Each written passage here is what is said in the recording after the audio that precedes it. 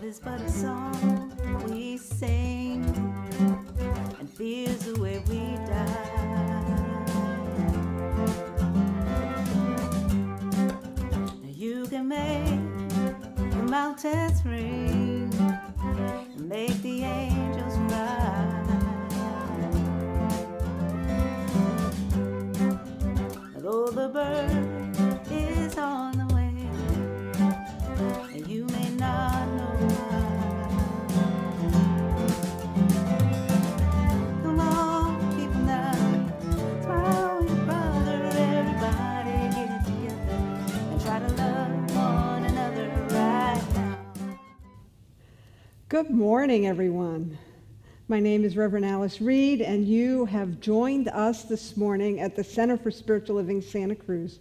We're located in Live Oak, but of course we can't meet in the sanctuary right now, but we can come right into your home. So thanks for tuning in, whether it's YouTube or Facebook.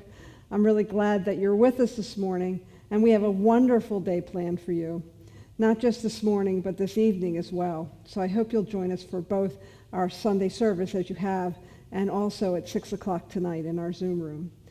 So let's get started with some music from Lea. She's written this beautiful song, or she's performing this beautiful song called Where is the Light? And this is our song of the month, so I hope you'll sing along and dance. It's a beautiful piece.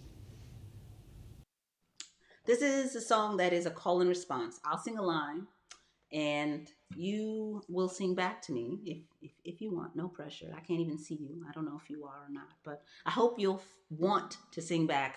Where is the light? Where is the light? This is that time of year when the days are shorter and shorter, and we are looking for the light. And the beautiful thing about this song is it answers. It doesn't just pose the question. It answers the question. Where is the light? Oh, the light's inside of me. And that's relevant all year. Remember where the light is. When in doubt. When it's late December, dark and cold, where is the light? When old man year is bending low, where is the light? When the sun runs off to bed too soon, where is the light? And there's nothing but a skinny moon, where is the light? Where is the light? Where is the light? Where is the light? Oh, the light's inside me. Let's do that again. Where is the light? Where is the light? Where is the light? Oh, the light's inside me. When it's dark each morning when I rise, where is the light? And it's dark out when my eggs are frying. Where is the light?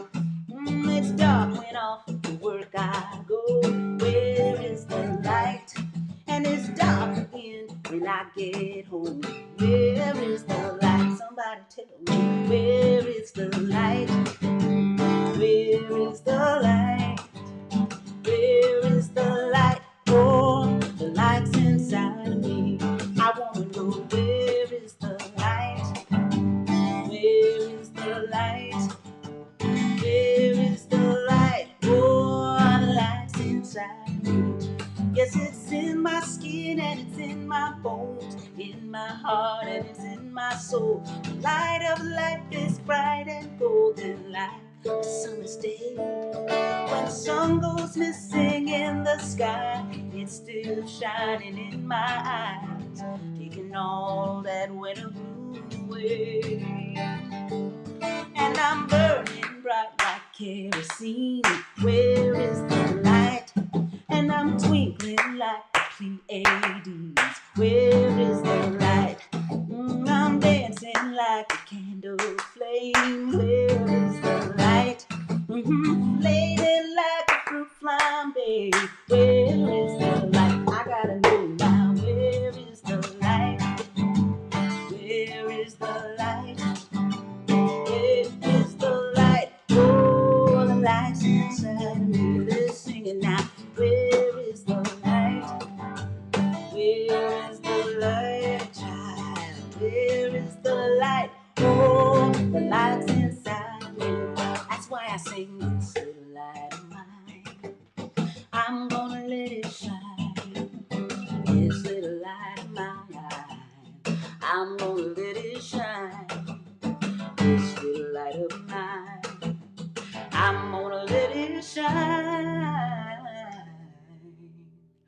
let it shine, let it shine, let it shine.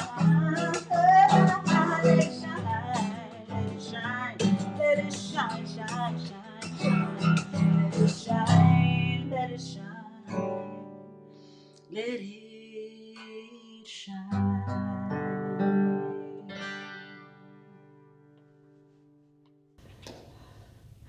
I don't know about you, but I couldn't stand still. That was really lovely. Everybody, the whole team is in here dancing along. And so we are letting our light shine this month. We are a global movement called Centers for Spiritual Living, and we share a vision and a mission and a purpose with centers all around the globe. But we have our own centering statement, so let's go ahead and say this together, shall we? We are a spiritually progressive community that transforms lives and the world through a philosophy of possibility thinking and responding to life with love. So as I've already told you, we have a wonderful morning planned for you. Our beautiful staff minister, Reverend Tamara Merrill, will be doing our spiritual practice today. All month we've been weaving poetry through our services, and that'll be no different tonight as well. So I hope you'll enjoy this poem that Reverend Tamara is going to share with you, and then she'll do an invocation. And I have some new music for you from a beautiful duet called Stow Good.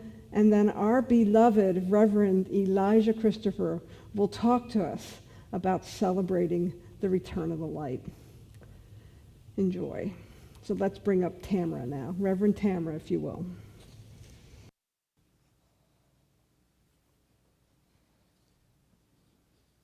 Good morning. A Sleep of Prisoners by Christopher Fry. The human heart can go the lengths of God. Dark and cold we may be, but this is no winter now. The frozen misery of century breaks, cracks, begins to move. The thunder is the thunder of the flows, the thaw, the flood, the upstart of spring. Thank God our time is now, when wrong comes up to face us everywhere, never to leave us till we take the longest stride of the soul we ever took. Affairs are now soul size. The enterprise is the exploration into God. Where are you making for?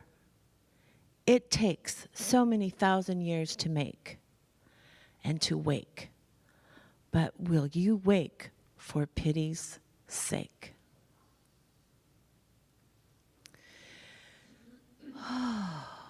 As we enter into prayer, knowing that there is only one of us here, this power, this presence is in us, as us.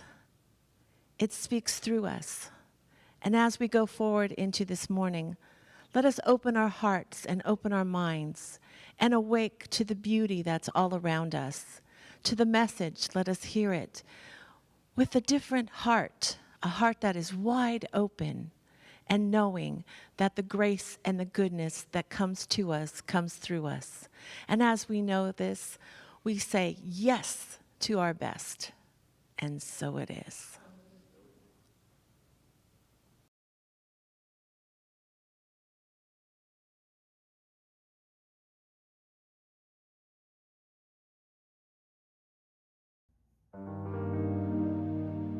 L.R. Nost says, "Do not be dismayed by the brokenness of this world.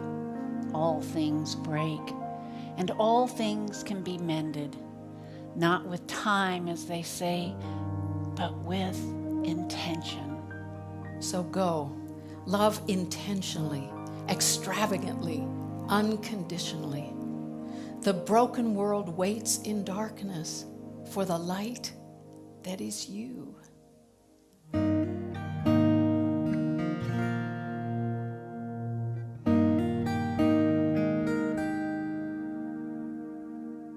So many crying in the darkness, anger and hate are building walls. In the the shadow of the heartless, blind to what connects us all. This broken world awaits the light that is you, a light that is you. We're all looking for a savior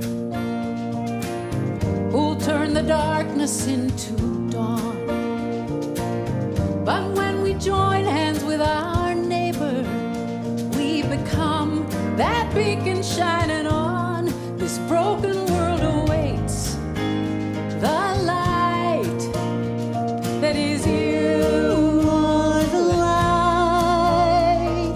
You are the light. We are not entering the tomb. We are exiting the womb.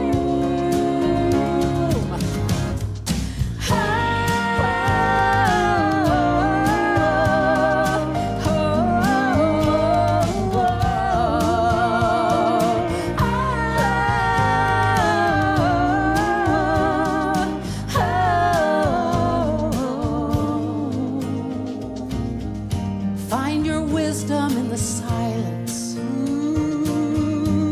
That's where you'll find your voice. When we choose kindness over violence, Oh, love becomes our only choice. This broken world awaits the light. We are the light. you and me now. We are the light. Keep shining on. We are the light. We are not entering the tomb. We are exiting the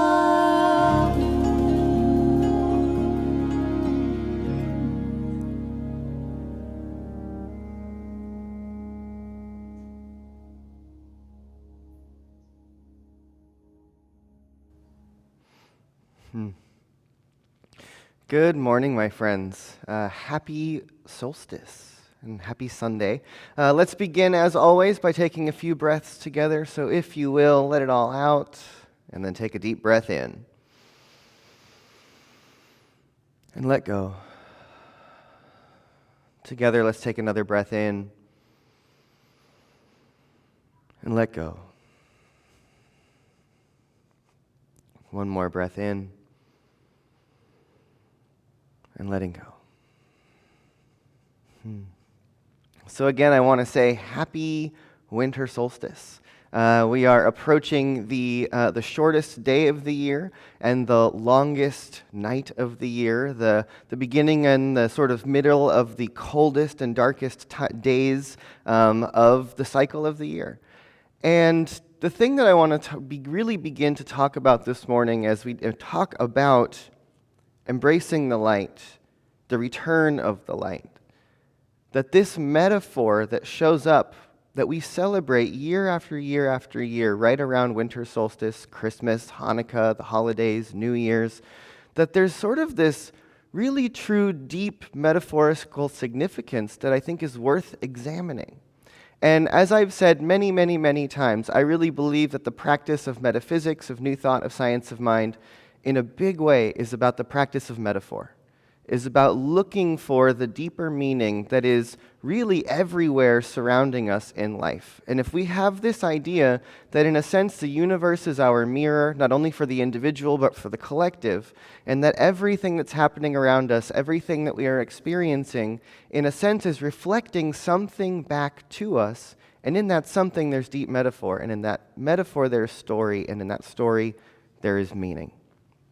And so I first just want to talk about what is the winter solstice. We are here. Tomorrow is actually the official winter solstice, December 21st this year. It moves around. But it's really this point where every single day for the last 3 months, every day has been getting shorter. Every day's been getting darker. It's starting to get colder. We're moving through fall and all of winter. Winter is approaching us, and everything is starting to sort of go within and become quiet. And then there's this thing that happens where a shift of one day takes place, and suddenly where it looked like it was getting darker and darker every day, suddenly it starts to get brighter and brighter every day. Each day starts to get longer and longer. The sun comes out a little bit more, and the cycle continues. Well, if we think back to our experience as humans on this planet, and let's go back a couple hundred years or a couple thousand years before we had electricity, before we had all of the modern comforts and conveniences that we have now, and think about what a significant time of the year the winter solstice really represents, that this is actually a time where we need to come together to huddle to survive, to stay warm, that the nights are longer and the sort of danger of what's out in the darkness is prevailing around us more and more and more. And so we had to gather together, we had to stay warm, we had to come together to sort of be with each other for protection, for safety from the darkness and from the cold and from the weather, especially in the northern hemisphere where things get very cold and snowy and dark in certain places around the wintertime. And that in a sense, the winter solstice is this time of coming together to survive the dark night. And that out of that need to come together, we began to celebrate what happened the next day. Is that suddenly, after we had to go through this darkest time and lean into each other and help each other stay warm and begin to have celebrations where we share gifts and we begin to tell stories about how the light's going to come back. About no matter how dark and cold it might be tonight, the light is going to return tomorrow, and it's going to become brighter, and there's a new world in front of us where things are going to grow, and the new seasons are going to start to come, and all the animals are going to come back, and life is going to begin to flourish again. And that story becomes incredibly important to us as humans. That metaphor becomes incredibly important to us all over the world. That the birth of a new light into the world, the birth of a new possibility, is something we need to look forward to. And so, of course, the story of Jesus, the one who is to be called the Savior or the light of the world, the birth celebration of this story gets placed right at the same time as the turning of the winter solstice. That on a few days after we recognize that the turning of the seasons has happened and that the light is returning, we celebrate the birth of the light into the world.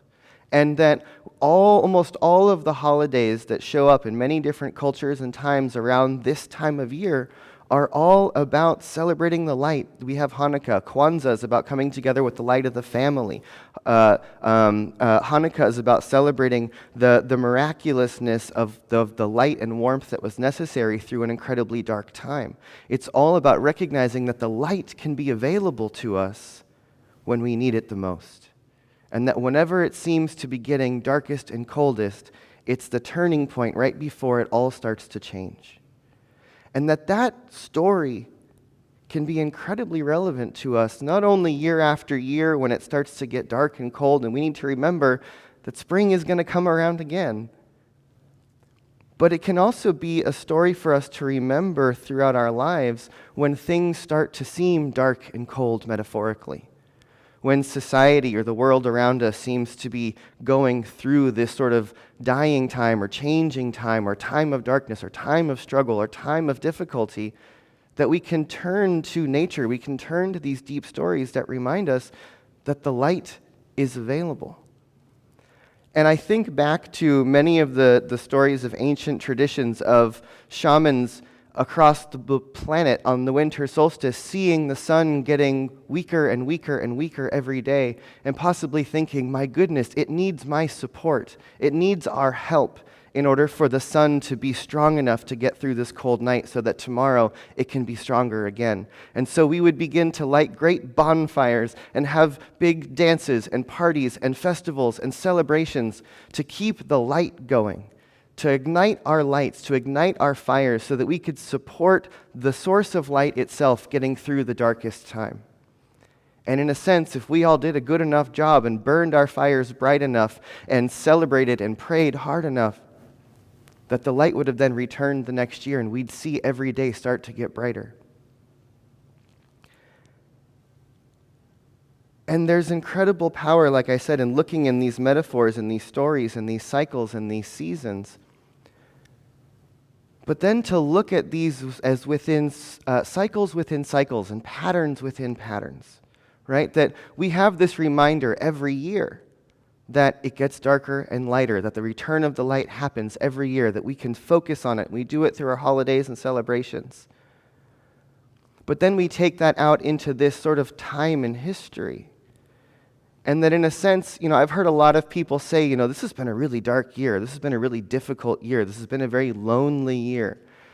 And that in a lot of ways, over the course of the shelter in place and the times through COVID, we've all sort of had to go into a hibernation phase that's not just been a winter time, but it's been a whole year. We've all sort of been in a year of winter, if you will. Well, we've all had to go within. We've all had to sort of move through the difficulty and the darkness.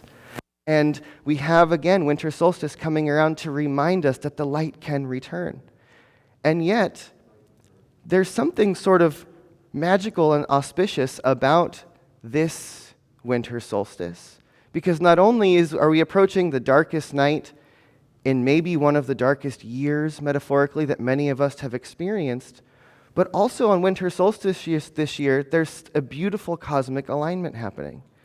And that's that right before the sunset, or right after sunset, tomorrow night on the winter solstice, that Jupiter and Saturn are going to be coming together in a way that hasn't been seen in over 800 years.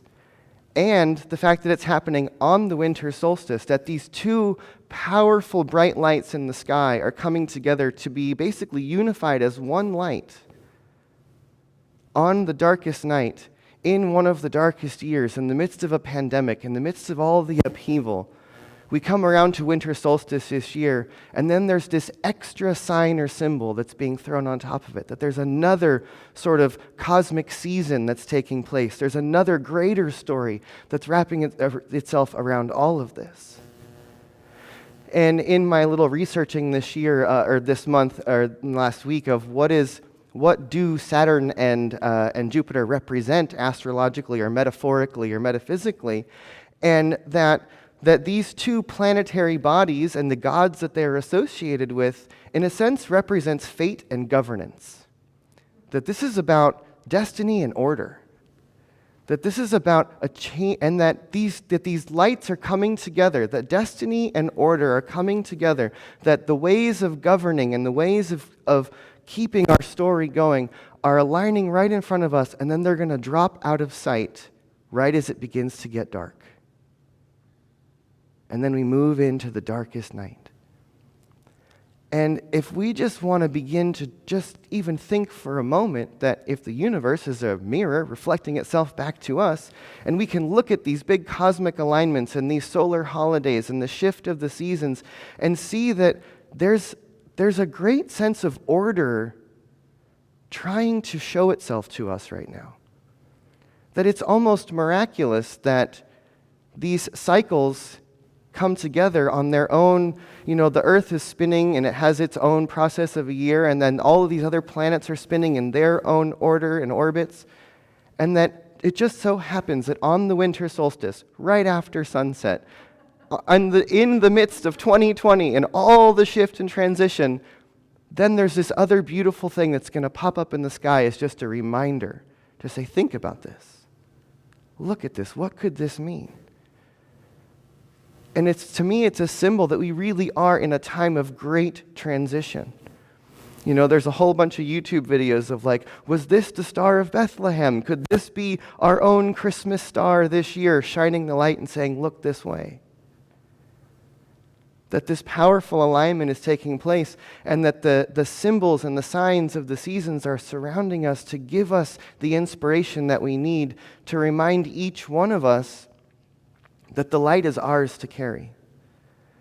And that if we look back to our ancient ancestors, looking at the sun dying and saying, it needs my input, it needs my participation, it needs me to light a fire and dance and sing and drum and pray all night long to support the return of the light. If in any way we look out into the world in front of us right now and feel like what we see is the dying of the light, or the dimming of the light, or the growing of the darkness and the chaos and the confusion and the sort of nighttime of consciousness, if that's what we see, then let each one of us take it upon ourselves to realize that it's our job to support the light through the darkest night. That it's our job to light up the scene. It's our job to be the light in the midst of the darkness, so that we can support it in each other, so that we can share it in each other, so that we can bring light to the darkest places, so that we can illuminate the confusion. And that if on any level we see out in the world that things are breaking down and falling apart, and that we feel like there's a winter time in consciousness that's taking place, then let us be the ones who feel so moved that it is our responsibility to hold the light up, that it is our responsibility to be it. Because if we are willing to support the light by letting it grow within ourselves, then we can be the ones who help bring the light back into the world. And that if we know that the nature of the universe is to always move in cycles and to give us the signs of what we need to be paying attention to, then we should look to this time as, in a sense, a most auspicious reflection that is saying to us, pay attention. Pay attention to what is yours to do. Pay attention to what part of this is yours to take on. You know, I've been saying over the course of much of this year throughout 2020 that I really believe that this year has been a year of beautiful disruption, that this chaos has been powerful, and that for each one of us, something has been disturbed, something has been moved. And whether you've been brought to anger, whether you've been brought to passion, whether you've been brought to inspiration or confusion, whether you found something in yourself that really needs attention and dissection, or whether you found something in the world that really needs attention and creative possibility, whatever it is that has been brought to the forefront of your mind and your awareness and your heart and your questioning this year, that is the thing for you to begin to look to. How can I illuminate this? How can I shed light on this one thing? This is the light that I'm going to carry into 2021. And that as we've all wandered through the chaos of the last year, I really believe that each one of us has been given a place to look. And that what we need to do now is, as we go into the next year, let our practice be about illuminating that thing that we've been called to look at. Many of us have begun to do the work of exploring systemic racism and oppression as it exists within ourselves through conversations and book groups like Me and White Supremacy. Many of us have gone to march on the streets or begin to thinking about different ways of structuring the world around us, or how we need to address the new issues or problems, or what it is that we need to change in order to participate in a new way. Whatever it is that's been brought up for us, I want to say that each one of us choose, acknowledge, find one thing that we're willing to commit to say, I am going to bring light unto this as I walk through the next year. That each one of us has been given a gift by what has been present for us in the last number of months. And the question is, what are we going to do with it? And we can each see the problems in the world, or the problems we find in ourselves, or whatever it is that needs to be addressed, and we can let those problems grow and take over our minds. Or we can choose to begin to ask deep questions into these things and into ourselves and into our own reflection, and begin to look for, how is it that I can be a place where light shines into this? How can I shine light into this situation, into myself, into the world? How can I be a place of illumination, of possibility? Because we are continuously moving through very interesting times. And I think things are only going to keep getting more interesting.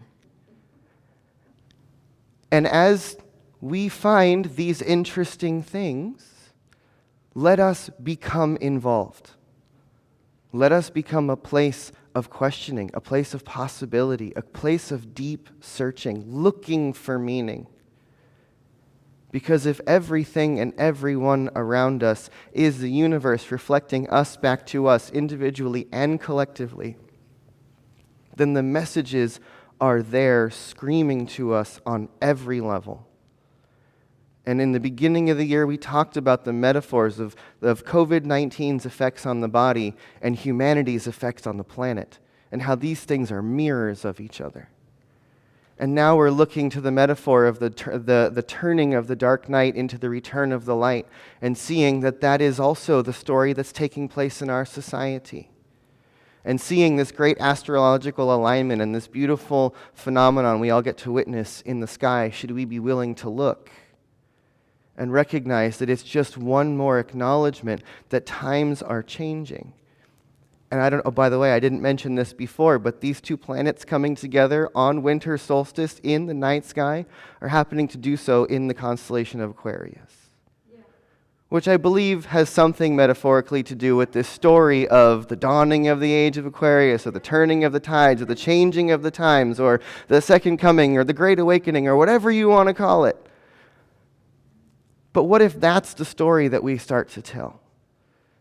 Is that in this moment where the world is changing and single thing, structurally, philosophically, societally, everything is changing. What if the story that we say is that all of this breakdown is for newness? That all of this seeming chaos and separation is so that we can come together in a new way, so that we can change the order of things and bring forth a new order of being. And so this winter solstice, let us begin to contemplate that on this darkest night, in this very interesting year of chaos, that there is a new light forming, that there is a new day arriving, that there is a new possibility seeking to be expressed through us, and that it's ours to say yes to step into, to participate in, to be part of. And I've been saying, let us think of this last year as the year of transition. And if 2020 was indeed not 2020, but year zero, that the old story is over, and the new story has begun. That means that next year is year one. So what are you going to do in the first year of the new paradigm? What are you going to do with the first year of the new story? What light are you going to carry into the world? What thing are you going to choose to illuminate and participate in a new way?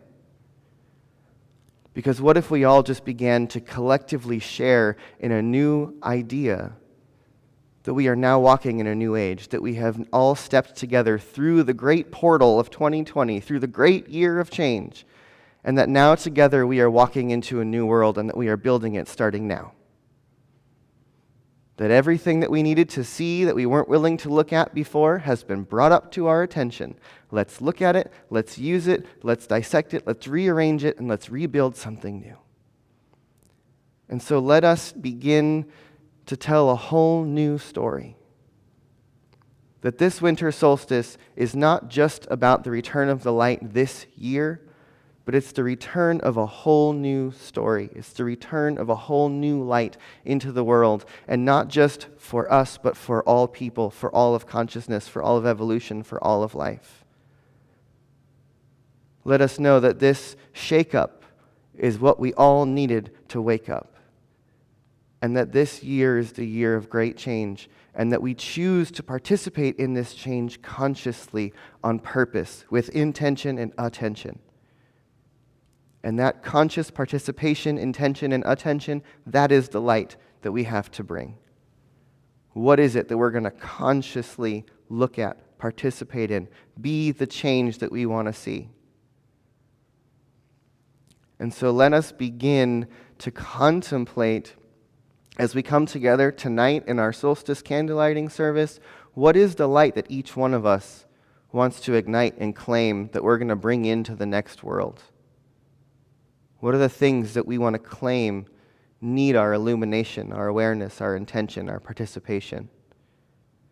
And also begin to contemplate, as we move into wrapping up 2020, what is it that we are ready to let go of? What is it that no longer serves? What are the things that we're leaving in the old paradigm that we are not taking with us into the new one?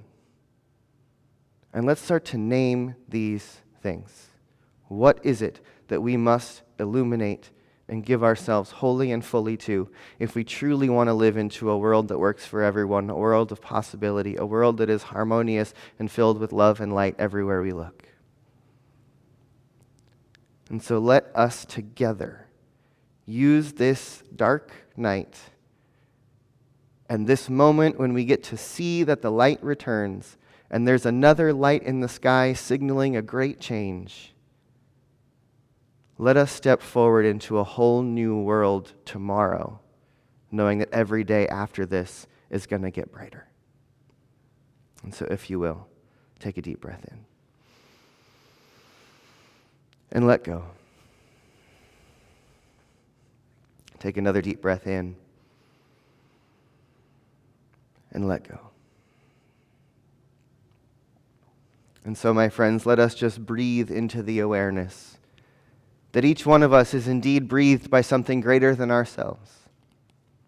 And that something is living and breathing throughout the entirety of the universe, unfolding as everyone, as everything, as every life, every when, and everywhere. And that this one unfolds through cycles and through seasons and through possibility and through change, through creation, through evolution, through the movements of consciousness. God is rising always to new layers and levels of its own complexity, of recognizing itself, of finding itself. And so let us be in the awareness this day that each one of us is a place where the Spirit of the living God is constantly revealing itself and being made manifest into human form, into creative possibility here on this earth plane of existence. And let us stand together today as a place where the light shines bright, even through the darkest night. Whether that dark night is in winter, whether that dark night is a time in history, whether that dark night is a moment in our lives. Let us always remember that the cycles and the seasons and the signs of the universe and nature and life all around us always are here to remind us that no matter how dark and cold we may be, light is always, always available. That the light will always return. And so let us be in a place where we recognize, claim, know, and declare for ourselves and for all of life around us that we are together engaging in a new story. And that this year is so much more than just a changing of the seasons. That this year is about the turning of the tide. That it is about the turning of the story. And so let us together in gratitude and joy and in celebration and expectancy of all that is possible, continuously walk forward into the unseen with a sense of absolute faith, trust, and knowing that there is indeed a power for good in this universe that is greater than we are, that lives and breathes and moves all things, and that it is in that we can surrender, that we can allow, that we can open our hearts and minds to be led into what is next, into what is ours to do, into where it is that our light is to be shined, to be shared.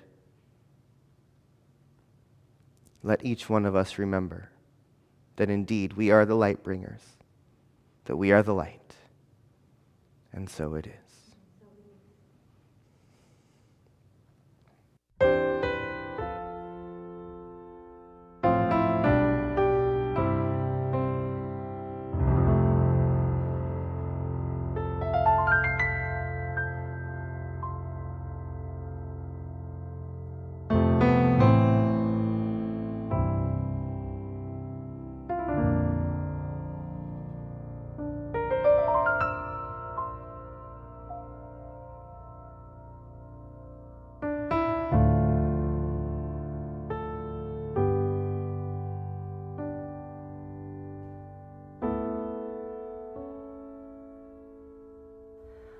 light a candle in your memory, though I don't know who you are.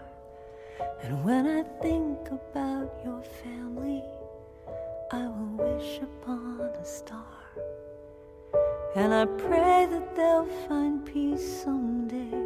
I pray they'll make it through. I'll light a candle in your memory to honor you.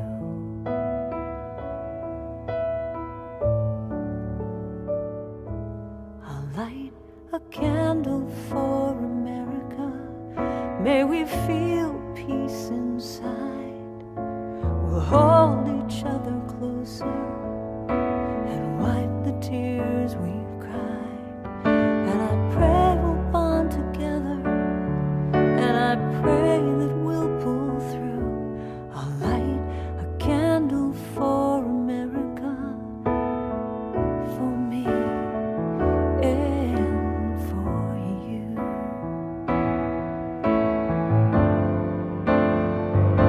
And we will light the world with our love. I know that we will light the world with our love, with our love. I'll light a candle for humanity, for the good that's yet to come, as we overlook our differences and join now as one. And I pray we'll come out stronger in this world I'm dreaming of. I'll light a candle for humanity, to be a world living in love.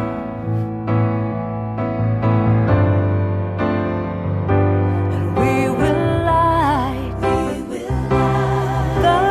world with our love. I know that we can. We will light the world with our love. Every day, in every way, we will light. We will light the world with our love. I know that we can, and now that we will light. We will light the world with our love.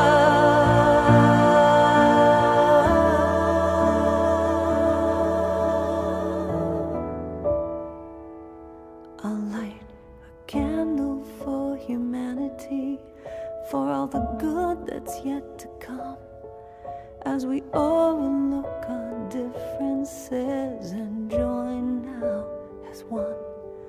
And I pray we'll come out stronger in this world I'm dreaming of. I'll light a candle for humanity, to be a world that's living in love.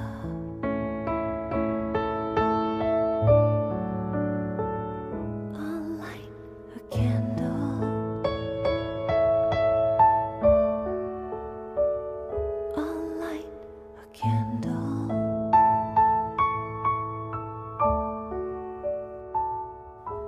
I'll light a candle.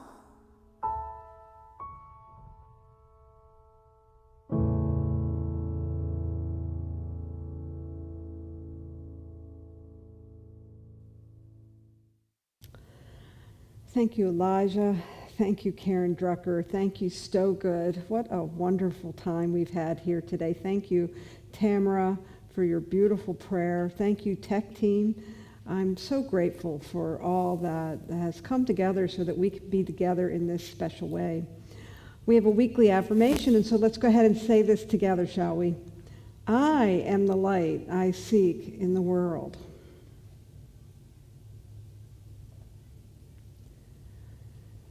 We do want to thank you so much for all your tithes and offerings throughout this year. Your financial support is really important to us, and so I'm really inviting you to continue to support us. I found this beautiful quote from Raymond Charles Barker: "Money is God in action." And so I invite you to continue to be that action that shows up in our finances, and to continue to support us with your tithes and your donations. There's 5 ways that you can do that. We've even got this great QR code. If you hold your phone to the screen and just put your camera on, it'll take you right to our donation page. So I want to thank you for that. I also ask you to continue to support our musicians as we bring them to you, and to consider, if you've enjoyed this broadcast, to share it with friends. Certainly we have a beautiful message about transformation and being that transformation, being those light bearers in the world. And so if you'll share our YouTube or our Facebook with friends and family, that would be so much appreciated. And if you are seeing us on YouTube, we invite you to simply come together and subscribe to that YouTube channel so that we can continue to share this light with the world. Hello, everybody. My name is Kaylee Dugan, and I am on the Board of Trustees here at CSL Santa Cruz. And I want to give you a little bit of a financial update. But first, I want to tell you that here at CSL Santa Cruz, we have a big role to play in the new story that Elijah just talked about, a big role. And we are discovering what our role is in this new story. And at the same time, I am absolutely dedicated to getting rid of this idea of lack and limitation. So in order to do this new story, we need more money. I'm just going to be really truthful and really honest with you. There's 2 main ways we get money, and one of them is through the pledge campaign. And as you can see, we're only halfway to our goal. We gave the pledge campaign 4 weeks, and we got halfway to our goal. This is why I pledge. I pledge because I want to give back what I have been so generously given by this community. It is really important to me. This is my family, and I want to support it. And here's my guess. As you can see, we got about half the pledge money and half the pledgers we expected. My guess is that the other half simply don't know that they need to re-up. Every year, you need to give us your permission, your okay, to re-up your pledge. So if you haven't done so, please get a hold of Tina at the center here and tell her that you want to continue or even give more money in the future. The other way I want to talk to you about is year-end giving. And I am used to giving presents to my family, and this is my family. So as I consider how much I want to contribute as a special thing at the end of the year, I want to tell you why I do it. I don't do it as a contribution. I do it as an investment. I'm investing in this place because as we take on our role in the new story, we're talking about something we're going to do for the next 30 years. And I won't be here in 30 years. So I am here to plant some seeds and leave a legacy for what's going to happen in the future. So my year-end gift is an investment in this place and an investment in the new story. So in the next couple days, you're going to receive a letter in the mail that's going to tell you exactly how you can make a contribution, either by re-upping your pledge, or if you've never pledged, you might want to consider doing so, and how you can give year-end gifts. So please take a look at the letter. It'll give you all the instructions you need. And I think that is everything on my notes, other than to say we so appreciate your generosity. I know this is a deeply generous community, and I'm not the only one who thinks of this as a family. So please consider what we were asking for. We need more money to make our new story happen. Thank you.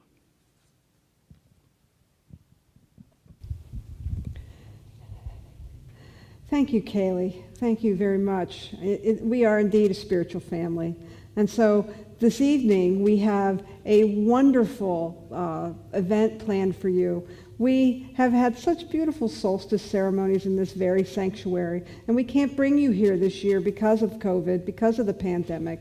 And so Reverend Elijah and Reverend Tamara and Sky and myself have come together to put a beautiful practice together that will be, for the very first time, virtual. It's BYOC, that's Bring Your Own Candle, Come join us on Zoom. The Zoom number is right there on the screen, 831-000-1818. We'll be doing this at 6 o'clock. There'll be music, some poetry, some storytelling, and a beautiful ritual.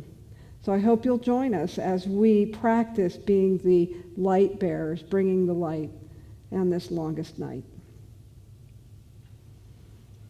I have a class coming up that'll start on January 13th. This class is called Reignite Your Life, and this is really taking that same thread and stepping into this next year's theme by really embracing our practices, our spiritual practices that are so foundational to our teaching. So I hope you'll consider this. There's information on our website. There's information in our e-news. You can call the office.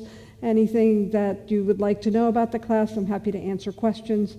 And I hope that you can join us for this 5-week class.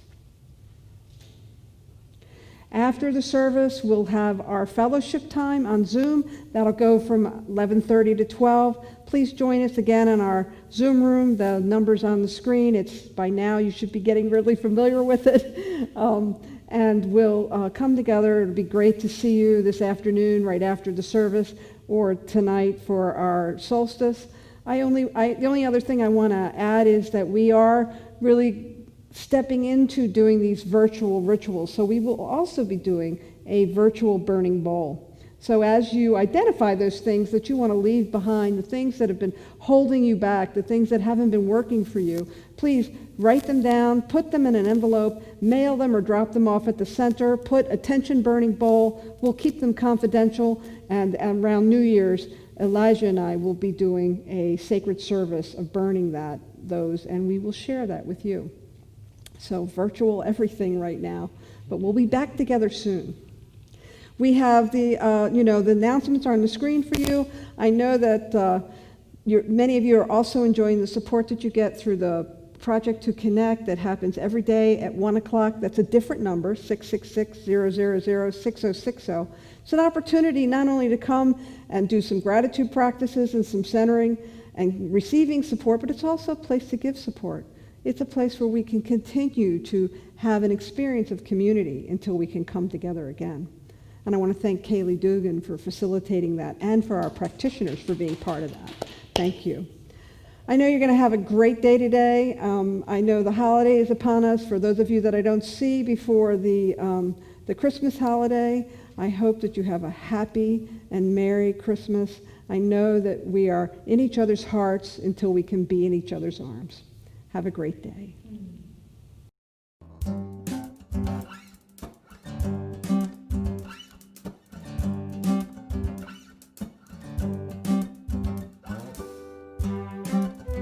Love is but a song we sing, and fear's the way we die.